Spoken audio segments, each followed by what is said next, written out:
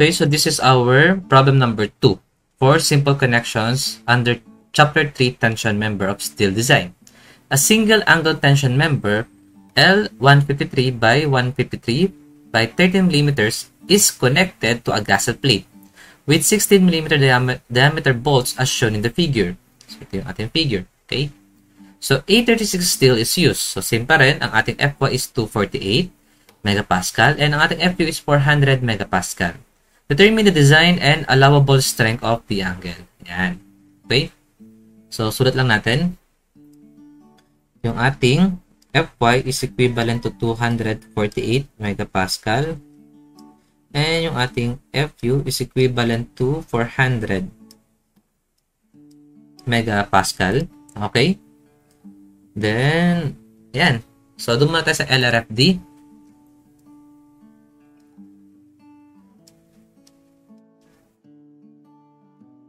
So, number 1, yielding. Na kung saan ang ating P sub T is equivalent to 0.90. So, ang ating Pn is equivalent to Fy multiplied by Ag. So, dito nga, sabi ko sa inyo, pwede natin i-straight yung ating median line or ito, simple lang din naman. So, pwede natin hatiin na lang yung area. Okay? Ayan. So, ito yung ating area 1. Then, ito yung ating area 2. Okay. Pero, syempre, sa AG, buo to ha. Kasi gross ang hinahanap sa AG, di ba? So, AG is equivalent to, ilan ba to? 153 by 153, no? So, this is, sabi ko nga sa'yo, di ba, maging familiar kayo sa mga properties na yan. So, this is 153 millimeters. And ito, yan, buo to. Okay. So, this is 153 millimeters din. Yan. Tapos, ang thickness nito, okay, consistent naman, no? Constant ang ating thickness, 13 millimeters. Okay. So, ang ating AG, ito, 153 multiplied by 13 plus yung 153 na to, yung buo, then minus 13, yung thickness. Multiplied by 13. So, we have AG. So, 153 times 13 plus 153 minus 13 times 13. So, 3809. So, 3809 millimeter squared. Okay? Then, makukuha na natin ang Pn natin. So, Pn is Fy 248 over 1,000 na kagad natin. Okay? Para maging kilonewton. So, multiplied by 3809. So, 944.632. So, 944.63. Okay, kilo newton. So, solve na rin natin ang ating design strength. So, multiplied by 0.90. 850.17 kilo newton. Okay? So, ito yung ating design strength under sa yielding failure or sa yield failure. So, solve naman natin yung ating tensile strength sa fracture failure. So, under sa LRFD, this is equivalent to 0.75. Ayan. So, Pn is equivalent to Fu multiplied by Ae. Ayan. Hindi na siya kagaya ng problem number 1. So, mag-solve na tayo ng shear lag factor. Bakit? Kasi, yung isang leg niya is hindi naman nakakonect sa ating gasket plate. So, since hindi siya nakakonect, magkakaroon tayo ng unbalanced distribution of stress. So, meron tayong shear lag factor. So, ibig sabihin, ng ating AE is equivalent to U multiplied by AN. So, solve mo natin yung AN. So, ilan to? Yung ating gross area na 3809, saka na lang natin i-minus tong area ng butas. Okay? So, dalawa yung butas natin. Then, tawag rito. Kasi dito mangyayari yan diba? Yung ating failure. Sa rupture. Yan. So, dalawang butas na ang diameter is 16. Okay? So, yung ating effective diameter hole is equivalent to 16 plus 4. Okay? So, dito, remind ko lang sa inyo, kung ang practice sa inyo is 3.2, so 3.2 ang gamitin ninyo. Okay?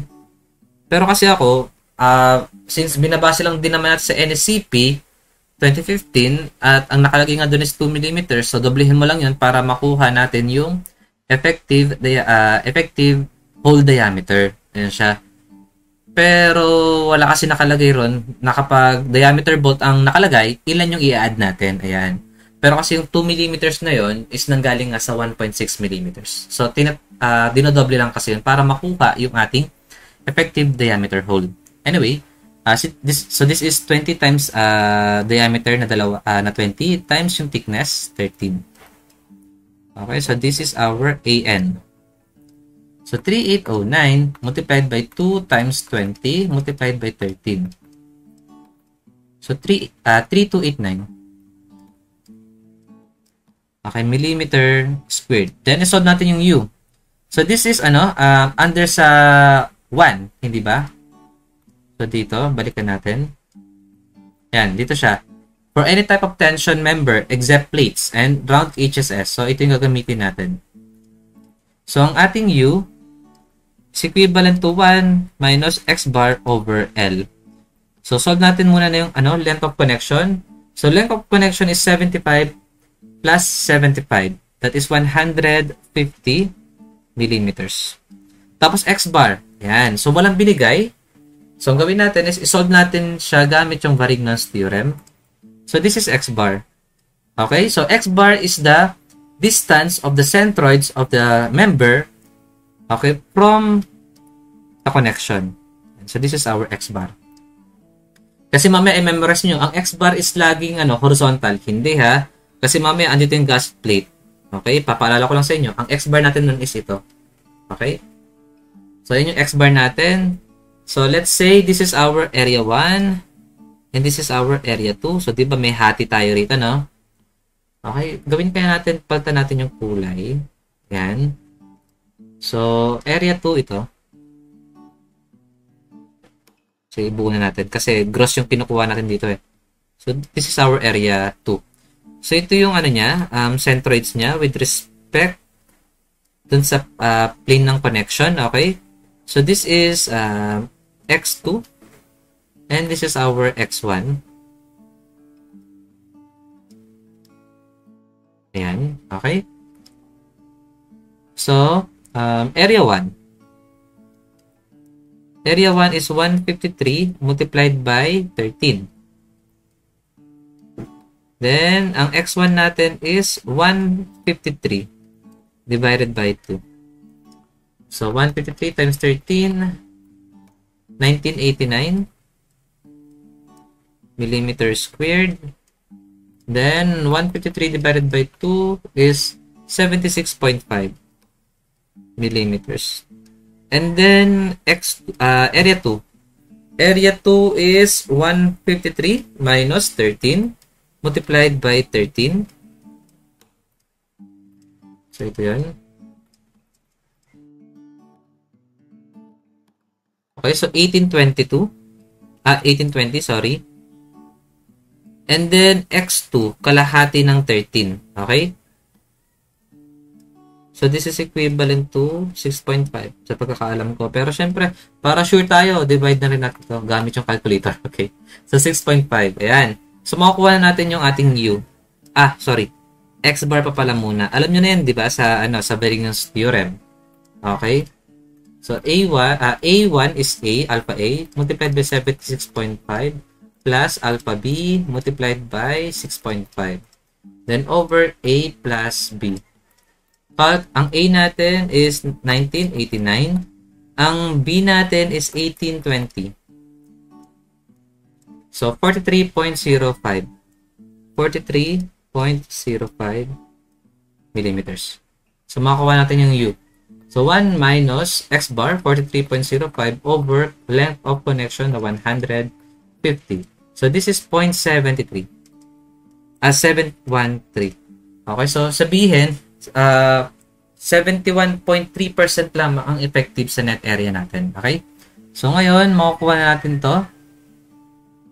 Yung ating PN is equivalent to FU, which is 400 megapascal Newton per millimeter squared, multiplied by U. Ang U natin is 0.713 multiplied by AN. Ang AN natin is 3289.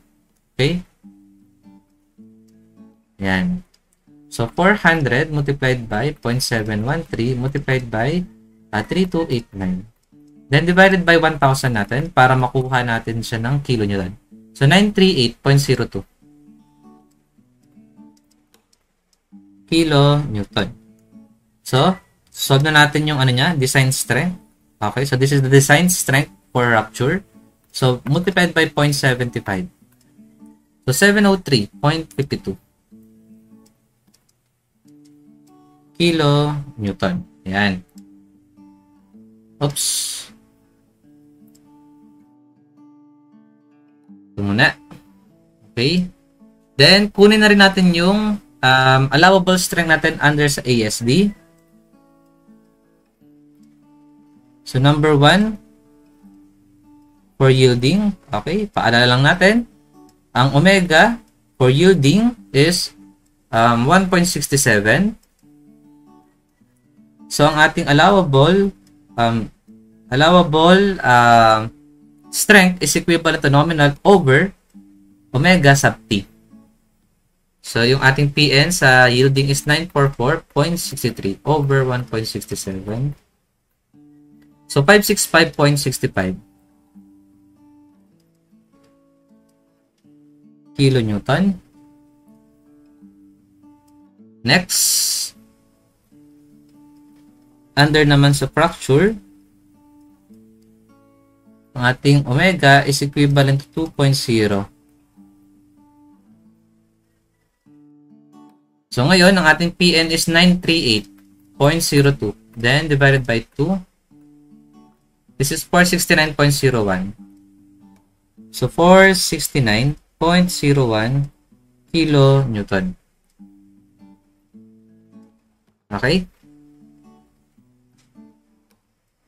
Ayan na siya. So, ngayon, makukuha na natin yung ating design strength for LRFD and allowable strength for AST. So, this is smaller sa dalawa, 703.52. Then, dito, 469.01 kilonewton.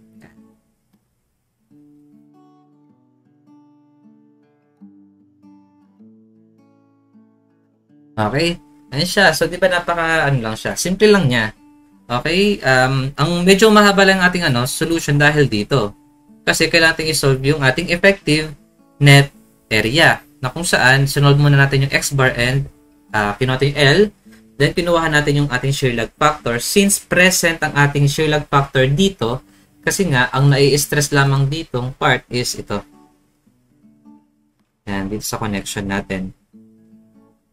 Yun yung nai-stress na connection. So, yung eksaktong niya, itong area na to, hindi ko alam. Okay? Hindi ko pa siya naaral. Anyway, hindi na rin naman yata siya masyadong importante. Ang importante lang is, alam natin na present ang shear lag factor. Then, kailangan natin siyang isolve. Or kailangan natin isolve yung shear lag factor. Then, i-multiply natin to sa ating AN. Okay? So, ayan. This is our problem number 2 for the simple connection under chapter 3. Tension member of steel design. So, thank you for watching. Bye!